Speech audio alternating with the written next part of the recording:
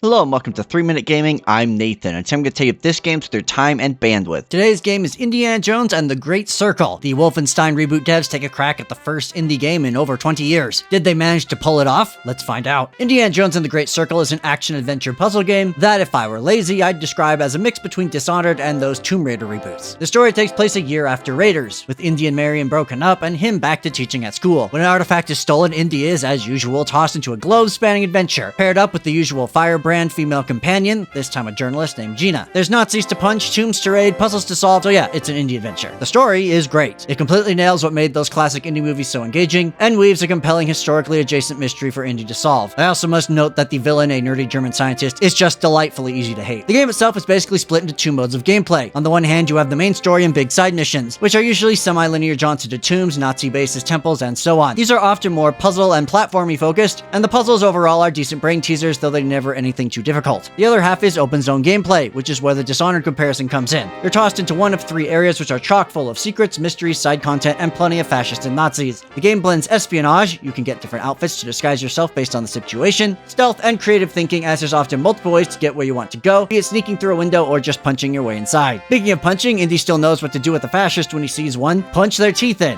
Combat is some fairly basic first-person melee, though it's augmented by the fact you can pick up nearly anything in the environment to beat some Nazi face. You can, of course, also use your whip, not only to disarm or grab people as well as scare dogs, but as a core element in traversal. This is all looped around a progression system based on adventure points, which you get for basically doing pretty much anything, and finding books that let you buy passive perks. It's basic, but definitely gets the job done. And I could say more, but that's the basic gist. The Great Circle is a classic indie-style adventure with some open zone stylings, plenty of puzzles, and punchable Nazis, which are just all Nazis really, especially for Indiana Jones. So what do I like about Indiana Jones and the Great Circle? Well, the game absolutely nails that Indiana Jones feel. His swarmy, roguish charm, the escalation of archaeological adjacent stories, hateable villains, likable companions, and an adventure that keeps you entranced. It even does a better job than the two most recent movies. On that note, I found the story itself incredibly engaging. Combining Christian mythology into a more general supernatural MacGuffin fits right into the indie canon, more so than aliens do certainly, and Troy Baker nails Indy's voice and mannerisms. It also has a ton of classic indie humor, which I loved. And lastly, the open world gameplay is addicting and works incredibly well for Indiana Jones. I was pretty worried this would just be a combat-focused game, but really you only use combat to get out of mistakes, as often you'll just be sneaking, talking, or tricking your way out of any situation, which feels very Jonesy. When it comes to the bag, my biggest gripe is the game is technically rough. While it does run at 60 FPS on Xbox, which is nice, it suffers from some not quite next-gen graphics in parts, as well as the characters outside of scripted cutscenes looking pretty stiff. Additionally, the open zone gameplay is great, but it does kind of ruin the game's pacing. You generally have to do all the major side content in an area before completing its story, but that makes an otherwise briskly paced adventure drag on a little bit. And it's only exacerbated if you're like me and want 100% a map before you continue. And lastly, there's just a bunch of small annoyances. There's fast travel, but it's limited to out-of-the-way signposts, meaning lots and lots of walking. Indy also apparently forgets he has a left hand half the time, so you end up doing weird item swapping, which doesn't make any sense. Things like that make the game feel less polished than it actually is. As you know, I rate games here on a 3-point scale: must play, maybe consider, and don't bother. And I went into this game with zero expectations. I trust Machine Games, but making a game about Indiana Jones in 2024 felt a bit too little too late. And I am pleased to be completely wrong. Indiana Jones and the Great Circle is one of my favorite games of this whole year, and one of the most memorable gaming experiences I've had in a long time. It's a fantastic, rip-roaring classic adventure in the style of the 1940s serials, and even if you don't love Indy, it's a journey worth taking. Grab your fedora, whip, and plenty of swarmy attitude. This adventure is one you do not want to miss. That's all I have for you today. Thank you so much for watching. Did you play Indiana Jones and the Great Circle? Did you have any expectations for it? Please let me know what you think in the comments, but regardless, go out there and make sure you give this one a look.